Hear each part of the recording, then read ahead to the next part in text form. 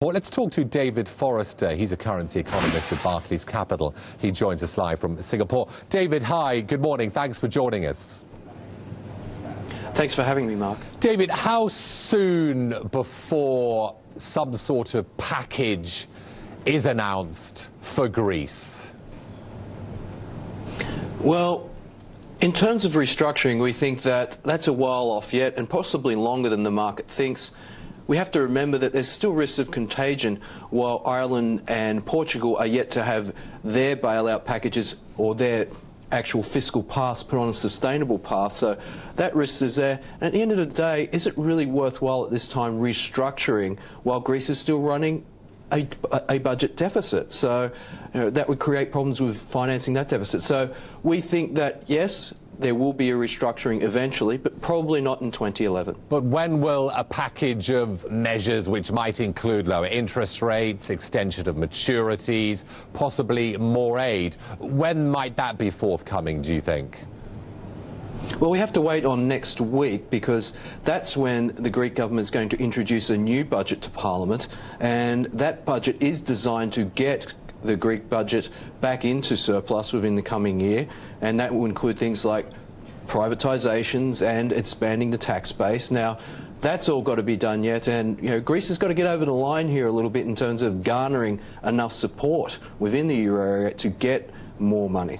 The euro, I mean, yes, it's fallen in recent days, David, but I mean, it's proving remarkably resilient in light of this sovereign debt crisis. Where next for the euro? How high or high low could it go? Well, there are a few things different from last year. First of all, we do have a bailout mechanism. That's different from 2010. And of course, we have the ECB raising rates. We expect them to raise rates in July, but then to perhaps go on a long pause because issues in the peripheral debt in the peripheral areas will cause them to be a little bit hesitant to go too aggressive on rates. Now, in terms of the euro, we expect it to bounce back up towards that 150 level. We have to remember that we have a super loose monetary policy continuing in the US. Is 150 as an exchange rate a sort of level that might cause some consternation among politicians, as it did a number of years ago when it approached these sorts of levels? Well, we saw that when it was around that 150 level last week, when we had reiterations of the strong dollar policy by not only European politicians, but also some, let's say, jawboning or soft talk on the part of US policymakers on the strong dollar policy. David, on a matter closer to our home here in London, we had the Bank of England's quarterly inflation report yesterday, which basically informed us that inflation's heading up to 5% before it falls back over the two-year horizon. Is that bullish for sterling? Does that tell us that maybe we're going to see a rate hike sooner than markets were thinking? We certainly think so. And if you look at the forecasts within the inflation report, the BOE, the MPC, actually thinks that they could be raising rates at least once this year. We think that the markets could be surprised to the upside, especially if Q2 growth holds up reasonably well and suggests that the economy can wear a rate hike. And that's our expectation.